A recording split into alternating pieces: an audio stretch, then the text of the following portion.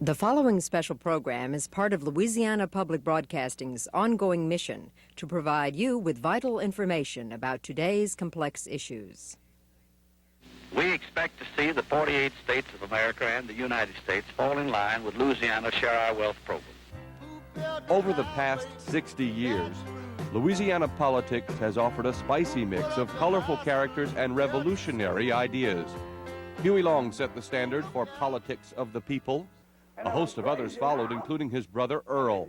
But along the way, reform candidates offered something called good government. At every turn, the rest of the country watched and wondered. Tonight, the tradition continues. Former Governor Edwin Edwards is running for a record 4th term against State Representative David Duke. Live from Baton Rouge, Louisiana Public Broadcasting presents Debate 91, the Governor's Race. Moderator for tonight's debate, Robert Collins.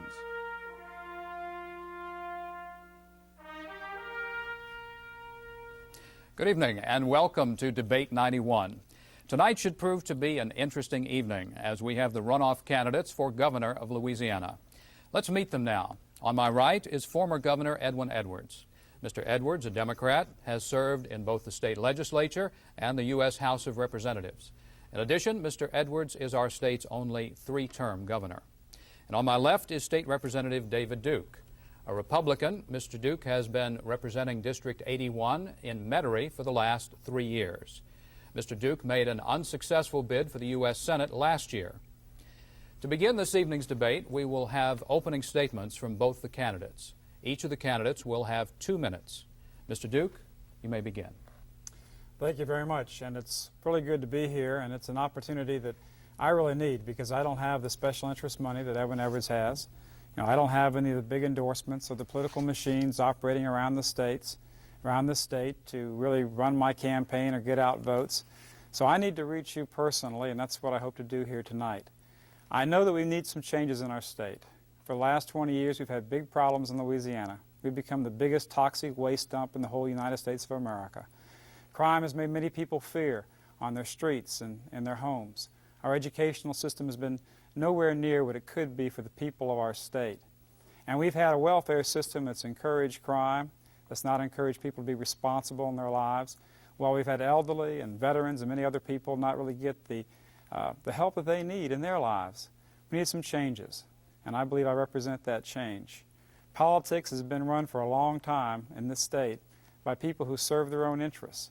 I think it's about time the people have a voice, and I'm trying to provide that voice as honestly and openly and sometimes courageously as I can. It's not easy sometimes to say what must be said and do what must be done, but I'm committed to that change that we must have in Louisiana. Mr. Edwards, your opening. Thank you and good evening. While my opponent has been traveling all over the country on talk shows trying to establish a national agenda, I have only one interest in mind, and that is to be your governor.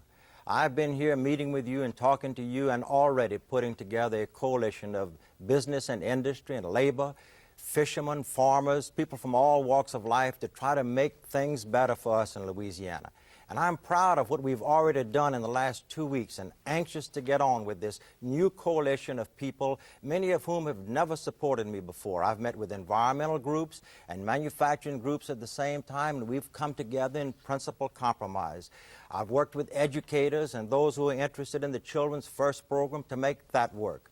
I'm committed to work with the legislature to fund the Louisiana Opportunity Program for middle-class citizens to be able to send their children to college. That's the kind of help we need for those people. I've met and talked to at least 4 separate industries that are thinking about coming to Louisiana, one of which already signed up in Lake Charles just day before yesterday, to assure them that the negotiations that Governor Roma had begun will be continued by me, and I will make every commitment required of them to get them here because we need the jobs.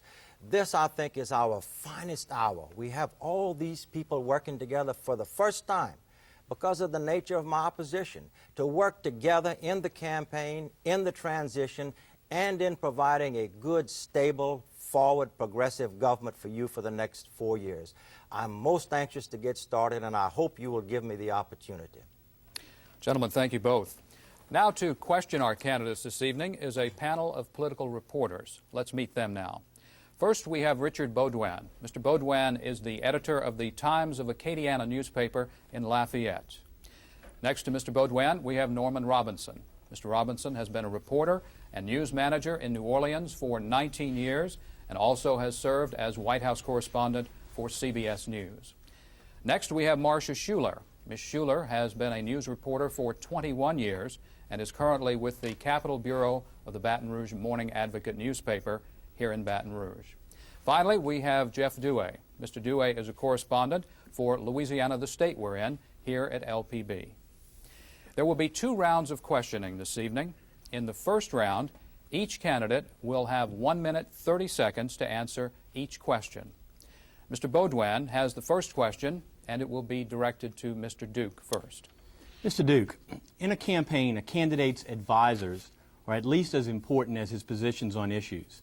Name the 4 or 5 people you regularly turn to for political advice, tell us a little bit about them, and indicate what role, official or unofficial, they will play in your administration. Well, first, the man that I'm probably closest to is a gentleman by the name of Jim McPherson, who's a very fine attorney in this state. He's practiced in all the courts of our land. He's very concerned about the environment. He's very concerned about the quality of life. Next is Howie Farrell, who works as one of my campaign managers. No professional politician. Howie Farrell is a former police officer who has a tremendous concern about the crime on our streets and the need to really address that problem in our state. We also have Kenny Knight, who works in my campaign in New Orleans, another former police officer. And we have Laura Otilio, who works in our press office and also addresses the issues that we have to in this state. In my administration, I don't know particularly what roles that they'll play in my administration. I would imagine Jim would be my chief counsel because he's also committed to ending forced busing and having freedom of choice in education. He's committed to equal rights for all. He's committed to reform of the welfare system and going into the courts of our land to really put forth the ideas that we need in our state and in this country. As far as the other people, I'm sure that Mr. Farrell will have a very close role with me, Laura will have a role with me, and Kenny Knight will have a role with me. But I'm able to appoint people to positions in government, not because of political favors or endorsements or political machine favors or money. I can appoint people who are best qualified to the roles and positions we need. Mr. Edwards, 1 minute 30 seconds. J.C. Willey is Chief of Staff. He's a Republican, and he served 25 or 26 years in the state police and served last as the second man in charge. He's Chief of Staff. Al Donovan is the attorney. He's a assistant district attorney in Jefferson Parish. He will probably go on board in some role as my executive counsel or in that office, in my office of governor. The other person is Bill Morgan, who is the PR man who works with my daughter Victoria. None of those people, with the exception of Al Donovan, have any interest in serving in my administration. I'm going to have all new people, contrary to what my opponent would have you believe. I have not made any deals with anybody, and I challenge him to name somebody with whom I have a deal. And also, I'm not going to myself make those decisions exclusively. I'm going to have a transition team comprised of these various groups that have come on board to help me win this election and who are going to help me run this government. They're going to look at the applicants and decide which are the most qualified. And I'm telling you, we're going to have an unbelievable team of men and women from all walks of life making your government work. Our next question comes from Norman Robinson, and it will be directed first to Mr. Edwards. Thank you, Robert. Good evening, gentlemen. Mr. Edwards, let us imagine that it is March 1992. You have just been elected governor. What will be the three most important bills, other than the budget, in your legislative package? Number one will be a constitutional amendment for tax reform. Not to raise anybody's taxes, because I'm committed not to do that. Not to eliminate the homestead exemption, as some people have suggested, but to provide a balanced tax reform for our state so that the middle classes, the working people, the poor and the elderly will be taken care of, and we can shift this burden in part to federal income taxes, which is going to level off the amount of taxes we collect at a state level, but doesn't create such a burden on the people in Louisiana who are paying the taxes. Second, we want to go ahead with the Children's First Buddy Roma plan for education. But I do want to marry that to my own plans to provide better Head Start and better kindergarten attention for kids before they start the first grade so that we can reduce the dropout. And third, I think we need to get on with the environment, and I'm going to work with those people that are appointed by the transition team to handle the environmental department on whatever new rules or regulations or laws are required in order to take the existing technology we have and put it to work to keep the environment as clean as possible, but at the same time working with our industry so that we don't lose our jobs. Mr. Duke, a minute, 30 seconds. That's a lot. That's not much time to talk about all that. But first, my bills will certainly not increase taxes, and the idea of shifting taxes to federal income taxes, Mr. Edwards, that's not stopping tax increases. That is increasing taxes on people. I will fight against any income tax increase or any other tax increase. You said that you want a constitutional convention. Certainly our homestead exemption would be threatened in that convention. It could be threatened. I want to preserve our homestead exemption. I think it keeps the family. The candidate is not addressing the question. Look, the question is I'm what would be his three question. important programs. He is not addressing the issue.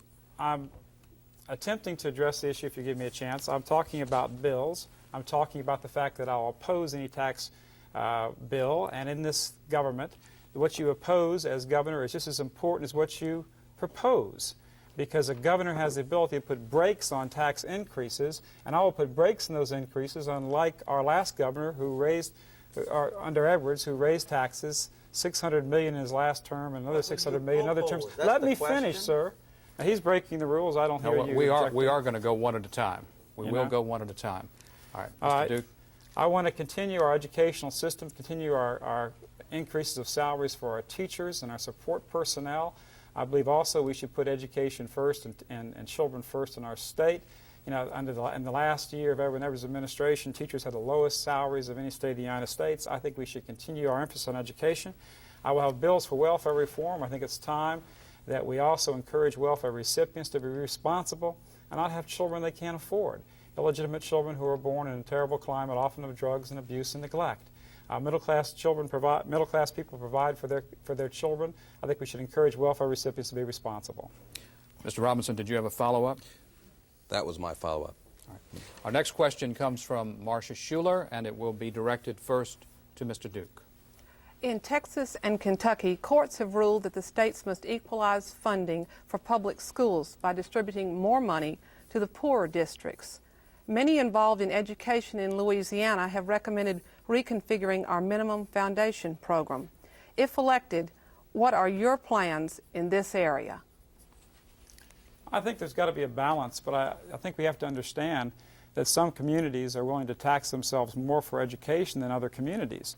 And if one community has more taxes and make more sacrifice for good schools for their children, they shouldn't necessarily lose that money and have it distributed to areas where the people don't have that kind of taxation. I don't think we should increase taxes, but what I'm saying here is that I think there should be certainly some sort of formula, and there is one right now in our state, where you have a modicum of equality between school districts and school district spending. But I don't think we should mandate a strict across-the-board spending in every parish or every district of Louisiana. I don't think that would be fair to the people who live in those districts who are providing good education for their children. Mr. Edwards. The minimum foundation formula has been amended, and it does have some inequities in it, but it's been with us for probably 4 or 5 decades. I've been working with members of the School Boards Association that are concerned about the problem, and with educators. I think what we need to do is to go back and first of all put a floor on what the parishes are now getting under the minimum foundation to make sure that none of them are disadvantaged, but then try to enrich the poorer parishes that are having difficulty raising funds at a local level for the schools, because every child's education in Louisiana is important to me, and we should address every child's education. Our next question comes from Jeff Duhe, and it is directed first to Mr. Edwards. Good evening, gentlemen. Something of a quiz here. Name 5 industrialists or corporate executives you know or with whom you've recently held conversations about economic development in Louisiana. Jerry Roden in New York, the chairman of the board of Exxon Corporation,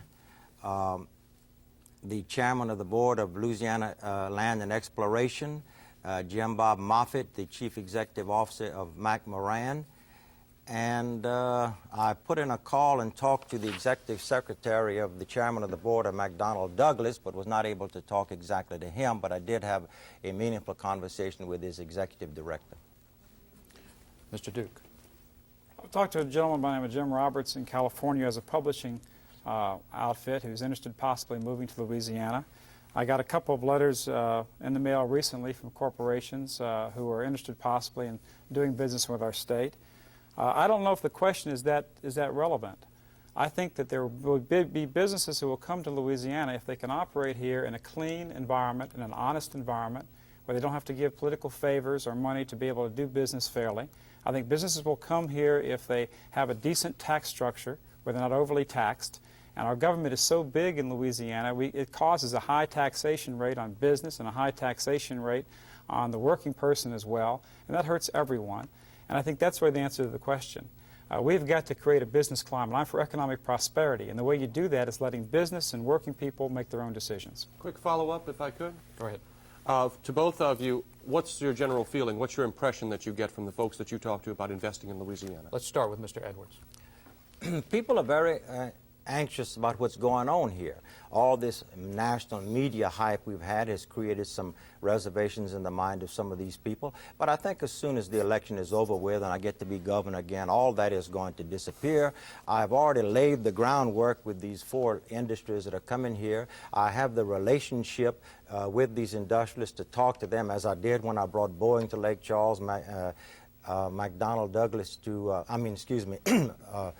General Motors to Shreveport, and a number of other industries that have been brought to Louisiana during the 12 years I served as governor. Things are going to quieten down. We're going through an emotional period now because of the nature of this campaign, but believe me, when November the 16th comes around here, all these national media people who are here as curiosity seekers will go on to whatever they're doing. We'll be in Louisiana working quietly but effectively to get our problems solved, to bring the industry here, to create the jobs, and to build a better society. Mr. Duke.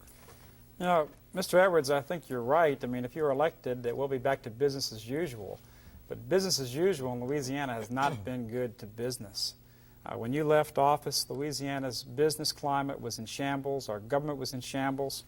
I don't think we want to go back to that in Louisiana.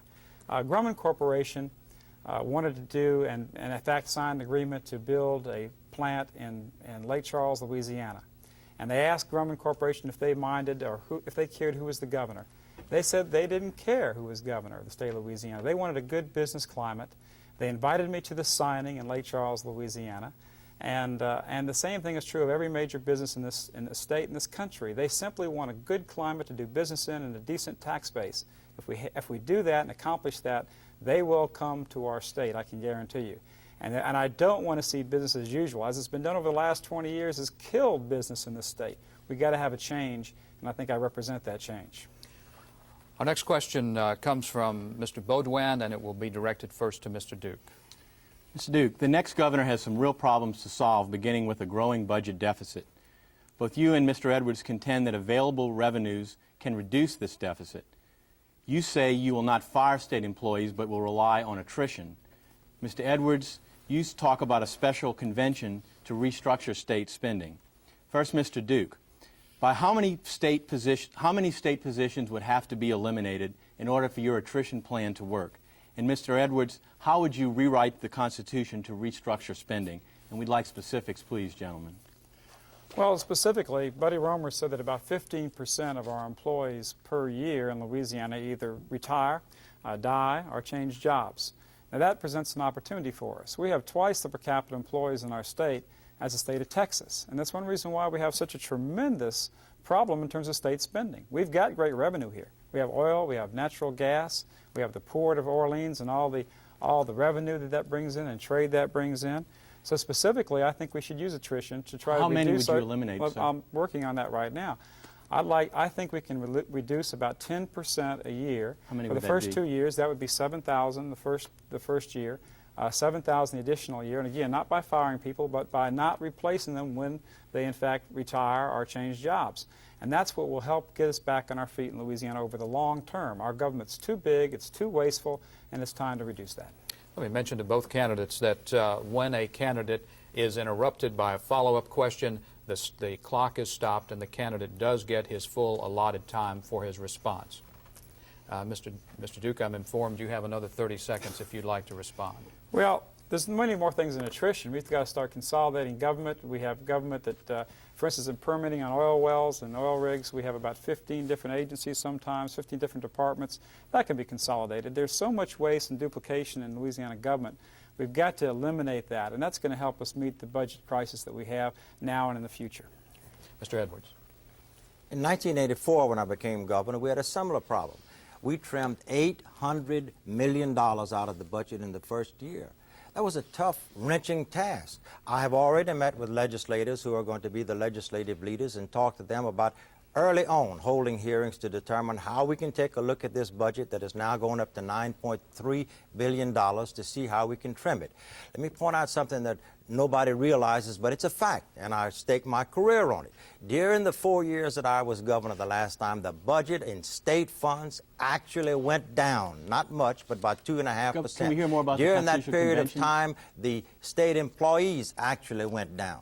We'd like to hear more about your plans or what you would propose for restructuring the state constitution. What would you change? What amendments would you propose? That's the whole point. I don't want to do that. Certainly you would have a plan. That's You would the have an mistake idea. that I think Governor Romer made. That's too important an issue for Edwin Edwards to sit down and decide who's going to pay for what and how we're going to prioritize spending. Not only are we going to redo it for fiscal reform in this convention of elected delegates and representatives of the various competing interests in Louisiana, but that is going to be submitted back to the people. They have to vote on it, and no one is going to cram anything down their throats. If they don't like what the convention does, they simply can turn it down and it does not become law. Certainly you have some ideas of what should be changed. Oh, yes, I have some ideas, but I'm not in a position now because I don't know the makeup of the delegates, and I don't know what we will be facing in the middle of 1992, but I'm certainly going to be working with the delegates to try to provide fiscal reform because everybody acknowledges that that's an important thing we need to do in order to go on with our economic expansion.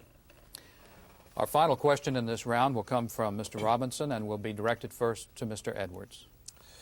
Mr. Edwards, there's been a great deal of publicity of late over the amount of money some legislators make on government contract work. If elected, would you support the law that prohibits legislators, their employees, and elected officials from doing private business with the state? Absolutely, and I guarantee if I had been governor during the past 4 years, there would have been a great deal of media attention to that and possibly calls for grand jury investigations. I'm not suggesting here that those people that did business with the state who are in the legislature were somehow dishonest or dishonorable, but the perception is that they have a leg up and they can get special attention and special treatment. There are enough lawyers outside the legislature that we can hire to represent the state in its various litigations. And it is not necessary to do that. I think it sends a very good message to the people of this state when we say that the legislature is going to come down here to represent their interests and not to see how many contracts they can get for themselves and their friends. And I want to point out one more time, these were not Edwin Edwards' friends in the legislature. They were somebody else's. It's no longer an issue in this campaign, but that's something that ought to be stopped, Governor, and I'm going to support legislation to stop it. But, Governor, the perception is that you have, during your tenure as governor, benefited your friends in the electoral government process. In the legislature? I think not. This law would cover all elected officials, sir. Well, it's certainly all elected officials. Certainly I and every elected official should be prohibited from directly or indirectly doing business with the state. And as a matter of fact, the Code of Ethics prohibits it. And I think it ought to be enforced. And, you know, if anybody can name a person who enriched himself when I was governor, he should have directed it to the United States attorneys or to the district attorneys. They'd have been glad to hear about it and anxious to take action. And so would the press. Mr. Duke, I believe the original question was, would you favor banning legislators from doing business with the state? And elected officials. And elected officials. Thank you. Absolutely. In fact, I think anyone, whether they're elected official or whether they serve in some capacity in government, shouldn't be doing business with the state of Louisiana at the same time. There's a lot of room for abuse there. There's a lot of room for corruption there, and I think that's got to be ended in our state. And we've had really government in this state that we reward people who support us politically, you know, with contracts and with certain appointments. And Mr. Edwards keeps talking about naming names. You know, a lot of people have named names. You talked about Bill Lynch, that you would put him back in as Inspector General. He wrote an article a few years ago about some appointments, and we have the names if you want them, who said that, well, you know, who specifically... Here and now, name them. I'll get those for you right now. Get them for me, would you, Jim? Specifically who said that you sold or you offered certain positions to them for money. In fact, they came back and you said you wanted to give $20,000 instead for the position because you had somebody who was going to take the position at $75,000. I mean, a lot of people are aware of this buying and selling of offices that have been going on in the state of Louisiana, and I think that's got to end in our state. I think we've got to put the best qualified person to jobs and positions and scholarships and every other area of our state by quality and merit and not by political connections. Mr. Duke, aren't you going to reward the people who support you politically, sir? Didn't you just say that? You wanted to do that? I certainly, you know, am going to involve people who worked in my campaign, who go along with my programs and policies in government. But I'm not going to be awarding contracts with people because they might have helped David Duke. And I don't have to worry about that because I don't have the big special interest money that he's had. He's had, I imagine, between 50 and 100 maximum contributors. I've had about 8 or 9. And I have most of my contributors are small contributors, little people who are given $15, $20, $25, $100 for this campaign. You don't buy political positions with that. And you don't buy political positions when you don't have endorsements and they're getting certain political favors in return. We shift gears now slightly. Our next round of questioning will be directed one question to one specific candidate. That candidate will then have 1 minute to answer that question, and the other candidate will then have 30 seconds to respond. Our first question comes from Ms. Shuler, and it is directed to Mr. Edwards. Mr. Edwards, 4 years ago, you quit the governor's race despite running second in a strong field. Critics say you quit simply to save your undefeated record and that you abandoned the people and programs you advocated. How do you respond to this criticism, and why should voters believe your current appeal for their trust? I abandoned the election because it was obvious that I could not have won, and I thought it was important to the state to set aside the acrimony of the campaign and to let Buddy Romer be governor as early as possible. As you know, I did something that was unprecedented. No one else has ever done that. I turned over the affairs of the governor's office to him the week after the election was over with to give him an early start. I wanted him to succeed. I was worried about my state, and I didn't want to continue the election because A, I didn't think I could win, and B, if he had a plan that was going to provide some recovery and do some good for the state, I wanted him to get to it as soon as possible. Mr. Duke, 30 seconds. Well, again, it's hard for me to comment on that particular aspect of what you did, but you wanted a name. I'll use my 30 seconds to give you a name. Here's an article by Bill Lynch, Edwards, Welch, Steele, Shreveport Men Charge. It talks about Henry Silby, who served in the Sovereignty Commission as director during the John McKithen administration. Also was confirmed by Clyde Verdreen, so it was confirmed by 2 different people. And you have originally promised him a position on the Mineral Board for a $10,000 contribution. And then later you found a gentleman who was going to offer $75,000 for that position, and you offered Mr. Sibley $20,000 to renounce the position to begin with. That's time. So yes, here's a name, That's Mr. time. Governor. Mr. Duke, thank you. That name says I didn't give him the job. Our next question comes from Mr. Duhe, and it is directed to Mr. Duke. Mr. Duke, you claim to be, and appear to a lot of people, to be a spokesman for the common man, for his common ideals, the working class, in other words. Since high school, could you please describe the jobs you've held and what experience they've given to you to run a $9 billion organization such as the State of Louisiana? Okay, we can talk about jobs. You know, I worked in Laos during part of the Vietnam War. That was a job. I worked in small business for all my life. That's been a job. If you're suggesting to me that a small business person doesn't work, then I think you're insulting every person in this state who works in small business and has to meet a payroll and has to provide a business product and service. I've had computer consulting for years. You know, I've been employed. And by the way, I know that I can run this government. You know, this campaign's running about $1.5 million. We spent about $2 million in the Senate campaign. I received more votes in the Senate campaign than Bennett Johnson did per expenditure of money. Let me finish the question, please. On jobs, though. This is a job. This is work. This is work. Are you for the saying people of the state you're of a politician Louisiana. and you run for office? Well, as let me a tell you job? something. He's an attorney. I guess that's a job too, isn't it? You know, if you're going to suggest you don't work because you don't cash a paycheck every week, you know, then I think you're insulting a lot of people in the state of Louisiana. But specifically, and I hope I have the rest of my time that you've interrupted a little bit, you know, I ran a campaign, and I've run a campaign much more efficiently than he has. I've spent a lot less money. I've had less employees and less paid people in my campaign and produced more votes. And the same way, when I'm governor of the state of Louisiana, I'll be able to run government more efficiently with less employees and effectively for the people of the state. Mr. Duke, what small business, what specific job, what small business have you run? I had a computer consulting firm for years and a mailing list company. You know, and I've worked as national president. What kind of mailing list company? It was a mailing list company that dealt with computer lists and computer consulting. You know, I was a national president of a nonprofit organization for many years. I can run an organization. I've traveled all over the country, been a very effective What nonprofit spokesman. organization? The AWP. All right. So, you know, I've worked with organizations, and again, I've run a very effective campaign, and this is where the metal of it is.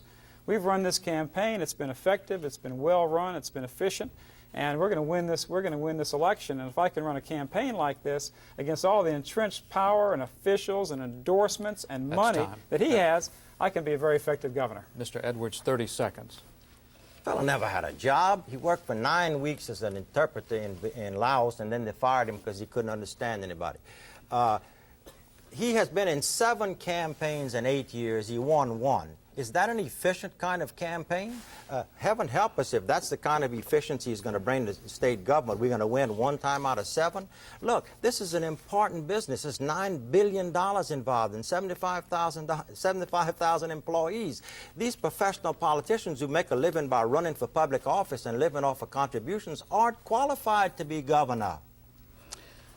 Our next question comes from Mr. Baudouin, and it is directed to Mr. Edwards.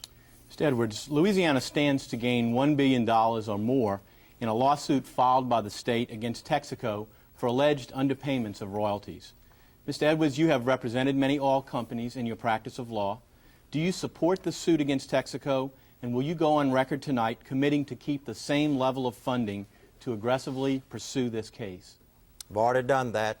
The lawsuit was started while I was governor, before Buddy Romer became governor. The Attorney General, Billy Gust, who is a most honorable man, is in charge of the prosecution of it, and so is the present Mineral Board. I met with members of the present Mineral Board the other day. I assured them that the same people, lawyers, engineers, and others involved in the case will go ahead. I'm not going to involve myself into it because it is too complicated. The last time I was involved with Texaco was in 1983 when I sued Texaco and we got a $3 million judgment against them, not for them. I do not intend to involve myself in it at all, and we will fully fund the litigation because I want to get every nickel that Texaco or Exxon or anybody else owes us. How much do you think we'll get? What is your opinion? Have no idea, and that's one thing that created a problem for me when the thing first started. When Billy Gus was throwing out figures, and I'm sure he was well-intentioned, I merely said, I don't know how much they owe us, but whatever they owe us, we ought to let the courts decide, and then they should be made to pay us. Mr. Duke, 30 seconds. First off, yeah, the suit was started in your administration. You sat on it. We didn't proceed with that suit as we should have. I'm in favor of proceeding with it. And as far as money's concerned, and as far as money from campaigns are concerned, I can't get by law 1 penny for running for office. The truth is, Mr. Edwards, you've enriched yourself over the years tremendously through your political contacts.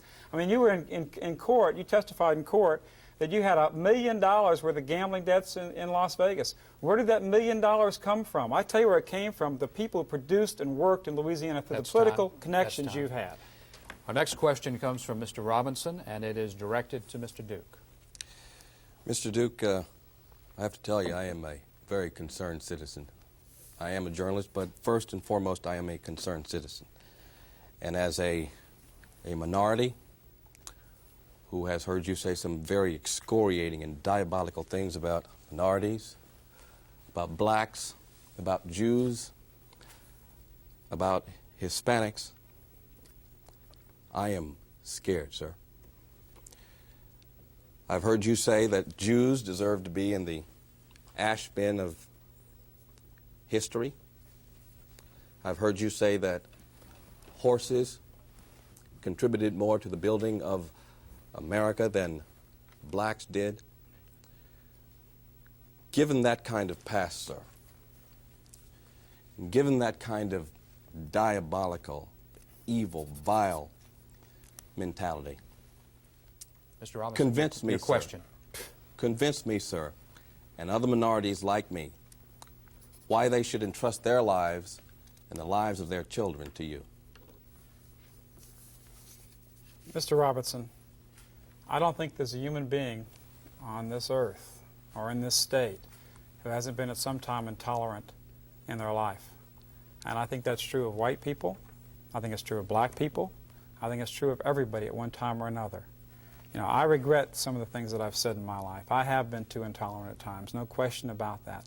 But that's not how I live today. And I hope that's not the way you live today. Maybe you've never said something in your life that could be taken as racially biased or concerned. Everybody said things. I mean, Edwin Edwards the other day said he was going to use green power to buy black power in this election. I mean, he specifically used those words. Isn't that an insult against black people that he could buy their votes? And it isn't illegal in Louisiana to buy votes or buy votes in any way. So, I mean, a lot of people, I'm going to finish. A lot of people, you know, I've certainly made mistakes in my life, but I want you to look at other candidates as well. I mean, if you want to go back in Louisiana history, there's a lot of Louisiana politicians you respect who were, quote, racist in their younger days. Jesse Jackson, I don't think you would ask that question to him, but Jesse Jackson admitted spitting in white people's food when he worked in a restaurant as a young man. Please, Mr. Edwards, I'm sorry. Go ahead, Mr. Robinson. Go ahead. Edwards. So we're talking about political, economic genocide. We're not talking about intolerance. We're not talking about spitting on people, sir. As a newfound Christian, a born-again, are you here willing now to apologize to the people, the minorities of this state, whom you have so dastardly insulted, sir? Mr. Duke, you have 30 seconds. 30 seconds? Of course I apologize for things that I've said that have been intolerant and improper. Do you repudiate the Klan and I do and the repudiate neo-Nazi? the Klan or any other racist organization or intolerant organization that exists in this state or this country? I think we've all got to work together. But you don't make up for past discrimination by putting new discrimination on people with these affirmative action programs and policies. And there's a lot of racism that exists in all communities, not just the white community. There's violence in our streets every day directed against white people as well as the other way around. And this as well is as black people, as well as against black people? Look, Mr. Robinson, I don't think you're really being fair with me. I don't think you're really being honest, sir. Well, you're not, you know, you're doing the debate here, aren't you? You're not asking questions. You're here to put me down, and that's your prerogative. Mr. Edwards, 30 seconds. It's interesting that in Texas and in Iowa, I think it is, the Klan people there have already announced that they're coming down here to help their friend, Mr. Duke. If they come, I hope they behave themselves, because I met with the sheriffs today and told them to be on the lookout. If any of them intimidate anybody or get in the way or try to interfere with the election process, they're going to be dealt with harshly. Let me say this. Mr. Duke has given us 20 years of hate and hurt. If he's really reformed, let him go back into the community and give us 20 years of healing and help. Then come back and ask to be governor. Our next question comes from Mr. Duhe, and it is directed to Mr. Edwards. Mr. Edwards, when criticized in the past for hiring friends to do work for your administrations, you have said, and this is a quote, "There are three kinds of people to hire: qualified friends, unqualified friends, and enemies. I have never exhausted the first category." Will this be your philosophy of making appointments in your next administration?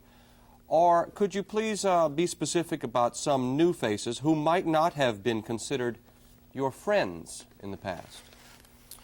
Well, certainly Bill Lynch is no friend of mine. As a matter of fact, he's probably the biggest political enemy and adversary I've had in 20 years. He's done everything he could to undo me, to damage my reputation, and to write bad articles about me. But I'm so concerned about the concern that a few people have that I've announced, and I say again, if he wants to stay on as Inspector General, he's welcome. He can look over my shoulder, he can come to my meetings, he can check the contracts, as he has been doing for the past 4 years, and he has not found anything wrong. Mr. Duke, 30 seconds.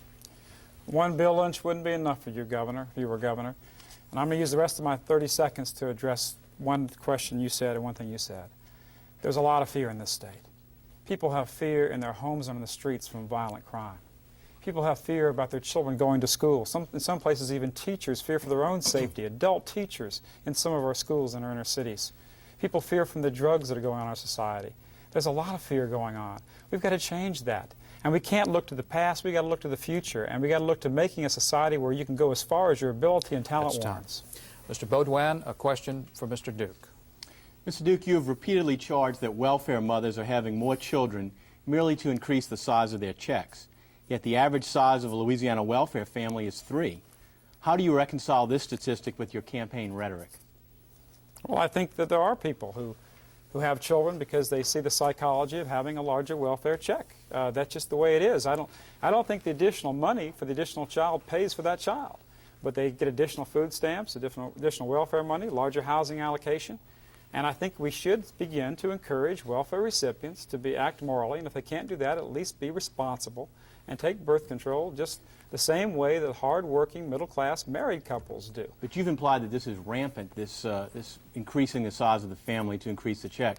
The statistics don't bear that out, do they? I've implied that we have a tremendous problem in the welfare system with teen pregnancy, with illegitimacy, a tremendous problem with the crime associated with that, with the educational problems associated with that, with the drugs associated with that, and I think it's time to change that. We don't provide family planning services enough for the welfare recipients in our state. We don't encourage people enough to work for the welfare checks. We don't have enough checkers to stop the corruption. Why should taxpayers pay welfare money and then have people turn around and buy lottery tickets or buy drugs? We've got to start cleaning up the system, and we've got to get the drugs out of housing so children will be safe and sound as well. Mr. Edwards, 30 seconds. As Mr. Duke knows, because he voted for the bill, it's already against the law for people in housing projects to deal in drugs, and if they're caught dealing in drugs, not only they're prosecuted, but they're kicked out of the housing project. He also knows that if a woman gets pregnant and has another child, she gets $11 a week more to feed and clothe and house the child. And if he has convinced you that some poor woman is going to get pregnant to pick up another $11 a week, then I suggest to you there's something wrong with our mathematics. Furthermore, I hardly think she'd be sitting there scheming, trying to decide what she's going to do with the money she has left over after she feeds the child on $11 a week. Next, Mr. Robinson, a question for Mr. Edwards. Mr. Edwards, your history is one of a governor who is very good at spending money, but less adept at managing it. In fact, your last administration was marked by a lack of leadership in solving budgetary problems. How do we know that you will not fail on this issue again, sir? Mr. Robinson, my last administration was marked by fiscal responsibility. We reduced the size of the budget by 2.5% over a 4-year period of time. We reduced the number of state employees. That was tough and hard to do while we were trying to provide for hospitals and roads and all of the services that we do in this state. Certainly, I like to take care of people, but within the limitations of the revenue that are available. You know, Mr. Duke criticizes me for raising taxes. He says 1.2 billion, which is twice what it was. But in 1990, he voted to remove the exemption on sales taxes on food and medicines and utilities, which was after I raised taxes. So if mine were unnecessary, certainly when he voted for it in 1990, 6 years later, it must have been doubly unnecessary. I know how to make this thing work, even in tough times. We did it during 1984 to 1988. Mr. Duke, 30 seconds. First, I want to counter that for a second. If the bill would have passed the way I voted for it, there would have been a 1 cent reduction in what you pay in your sales taxes for food and drugs and other items. It was 2 cents rather than the 3 cents which were currently being paid. So that would have been a reduction, net reduction for the people of the state of Louisiana. Secondly, Mr. Edwards, you know, and the people of the state know, our economy was in shambles. Yes, you are good at spending money. The only time you had a successful administration was when we had an oil boom. When as soon as we had trouble, you couldn't adapt to it. And our state was in shambles, our economy was in shambles, and taxes were increased, and we can't afford that kind of government now. Next, we have a question from Ms. Shuler, and it is directed to Mr. Duke. Mr. Duke, you've criticized Mr. Edwards for out-of-state contributions, but half of your contributions are from out-of-state, and there are some substantial ones. Why would these outsiders have an interest in Louisiana's governor's election? I think there's a lot of people all over the country who think the way we think, who are tired of bigger government, who want equal rights, who want welfare reform, and they're concerned. And they know that a lot of big money has come in from out of state for other campaigns. Now, most of my money, I must say, 75% of the actual money I've received has come from inside the state of Louisiana. And almost all, and most of my contributions overall have been very small contributions, very small amounts. They have not been contributions to do business or to do a certain sort of a job favor or a special privilege in business. They've been contributions for people who are simply concerned about good government and what it means in the country. Mr. Edwards, 30 seconds. 40% of his contributions come from out of state, including Puerto Rico. 47% of his contributors are from out of state. 8% of my contributions come from out of state. 92% come from within the state. The problem is, why are these people sending the money? Because they have an interest in state government. In his case, they have an interest in his agenda. And that's why he's been on all these national talk shows trying to hustle money from all over the nation in order to perpetuate his agenda of hate and separation, you know. Next, we'll have a question from Mr. Baudouin, and it will be directed to Mr. Edwards. Mr. Edwards, in the primary election, the owner of Marine Shale spent $500,000 advocating the defeat of Buddy Roemer. Buddy Roemer's campaign claimed that this was done on your behalf. Marine Shale has been in constant conflict with federal and state authorities.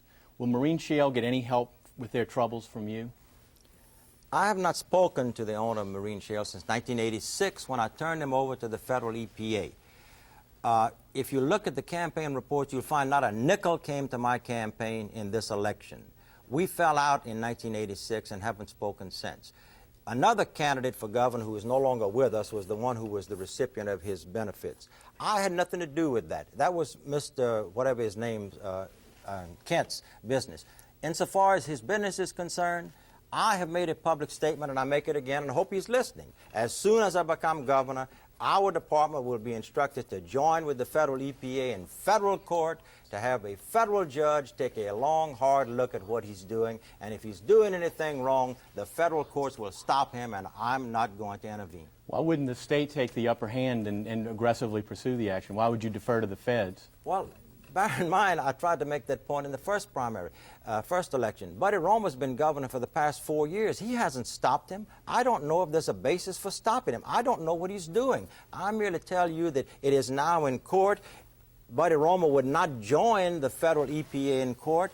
I'm going to have my people join them and work with the feds to try to determine this question once and for all and get it behind us. Mr. Duke, 30 seconds. I'm suspicious. This fella contributed mightily to Governor Edwards' campaign before, and he worked against buddy warmers specifically. But what's important to me is the environment. And under Edwin Edwards, we became the biggest toxic waste dump of the entire United States of America. We had some of the highest pollution rates. We had some of the highest cancer rates.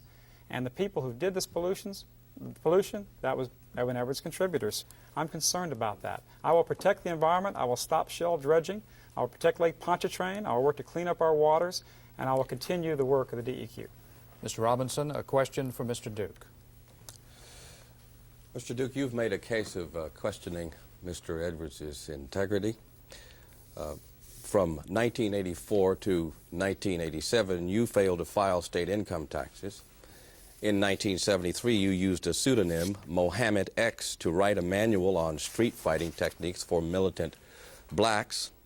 And in 1976, you wrote the books Finders Keepers, using the name Dorothy Vanderbilt, which was a how-to book for women with a pornographic spin.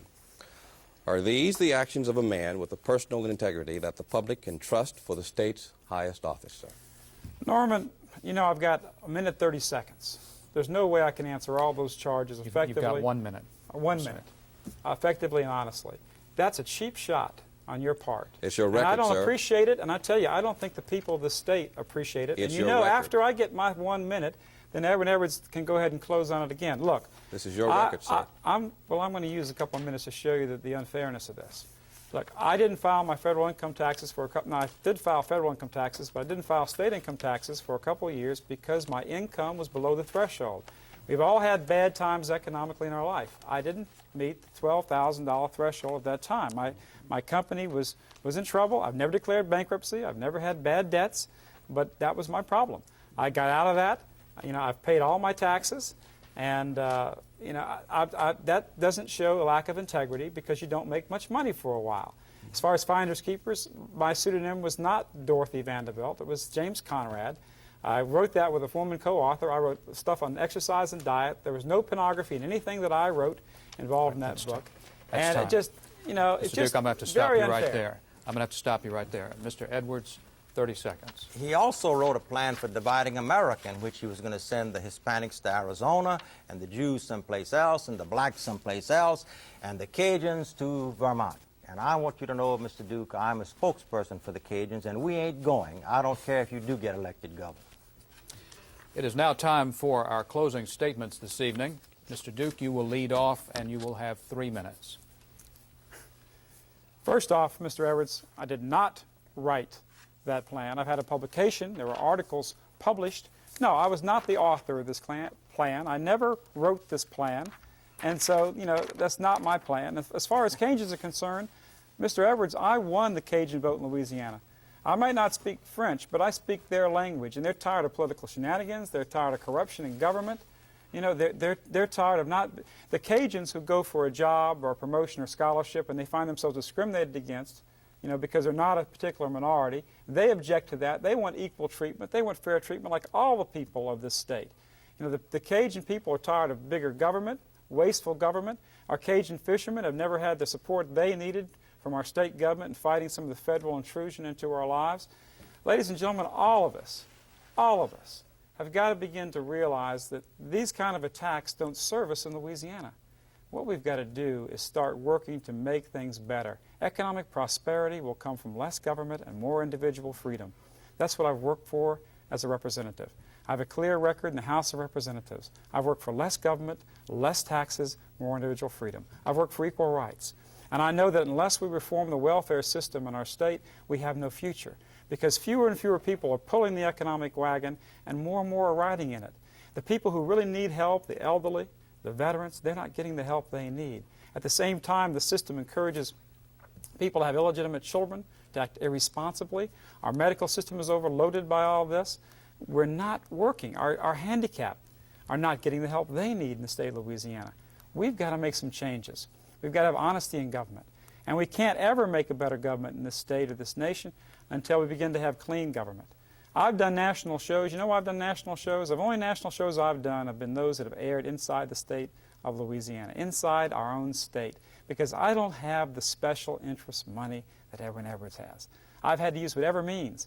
And we have debates like this, and I go before very hostile audiences sometimes, and sometimes very hostile panels. But at least I go do that, and I debate, because that's the only option that I have in my life and my ability to change things here in Louisiana politically. Ladies and gentlemen, I appreciate your support in this race, and I'm very thankful for the people. Today I had a meeting this afternoon before I came here.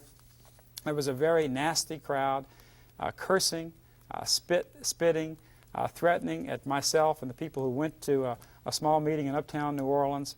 And I appreciate the honorable people who have not been intimidated, who know that the time has come in this country for us to stand up for our heritage and our way of life. Our Christian values are under attack. In some places in this country, we can't even sing Christmas carols anymore. We're losing the values the nation was built upon. And Mr. Edwards, finally, you said all this about my life and my integrity.